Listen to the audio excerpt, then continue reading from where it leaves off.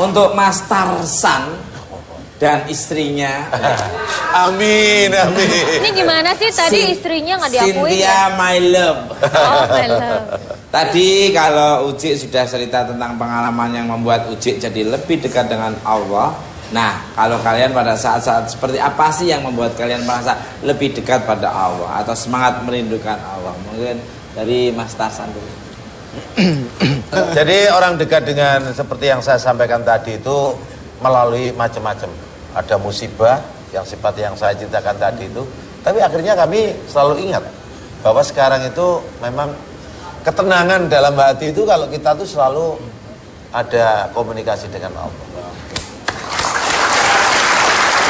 Kalau Cynthia, my love, monggo silakan. Kalau Cynthia ini sebenarnya lebih senang kita kepada Allah itu bukanlah kewajiban, tapi kebutuhan. Kalau Cynthia sendiri, karena kita ini sholat, kita menjalankan seluruh ibadah, ini kita butuh sama Allah. Ada orang tua yang berkata,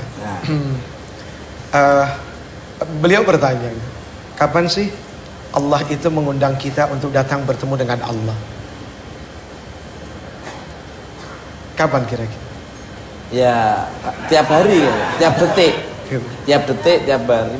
Ya, betul. Ketika Allah ingin seorang hamba bertemu dengannya, Allah akan berikan dia kesusahan. Kesusahan itu adalah sebuah surat undangan yang datang dari Allah untuk hambanya, supaya hambanya mau datang kepada Allah. Begitu dia datang, dia angkat tangan. Allah, Allah, Rabbi, Allah. Disitulah saat dia bertemu dengan Allah.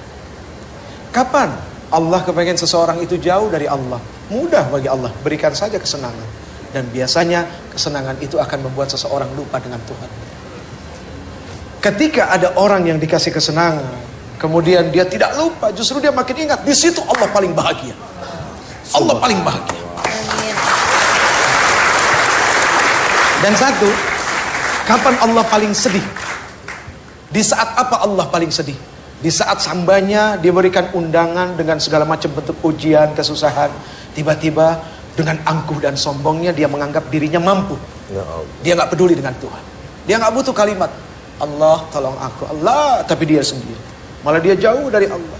Di situ Allah paling sedih. Akhirnya timbul kalimat dari seorang hamba, Allah tidak adil. Perkara Tuhan tidak adil. Suatu hari ada orang ngelihat pohon beringin gede. Wah, kayaknya enak nih duduk di bawah pohon beringin gitu. Pas dia duduk, dia senderan. Gak sengaja dia lihat, kok beringin segede gini, tapi buahnya kecil-kecil. Wah, Tuhan tidak adil nih. Masa pohon segede begini, buahnya kecil? Harusnya kan buahnya gede juga. Ternyata Tuhan masih tidak adil. Tidur dia, karena anginnya kan sepoi. Tidur. Kayak tadi lah tidur. Menikmati hidup, menikmati hidup. Begitu tidur, tiba-tiba buah pohon beringin itu jatuh kena kepalanya, beletak. Aduh, sadar dia. Ternyata jatuhnya buah itu kena kepalanya bikin dia sadar. Oh ya benar, ternyata Allah itu betul-betul adil. Gue gak kebayang seandainya pohon yang segede gini, terus buahnya gede, gue tidur di bawah ketimpa buah segede, pasti pala gue hancur. Adil sih. Oke pemirsa, obrolan kita semakin menarik. Tapi setelah ini saya dan rekan saya Marcella Lomowa akan hadir dengan berita yang spektakuler, bombastis dan dahsyat. Tapi jangan kemana-mana, tetap di Bukan Match.